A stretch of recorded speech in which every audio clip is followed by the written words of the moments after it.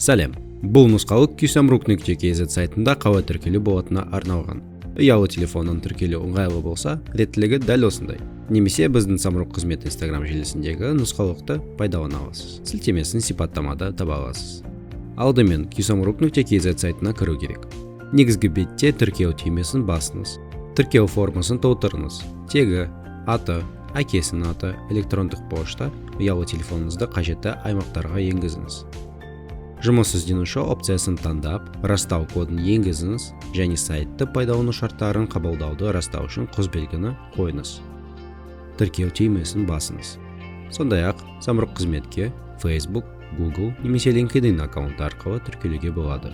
Сонымен электрондық поштаңызды тексеріңіз.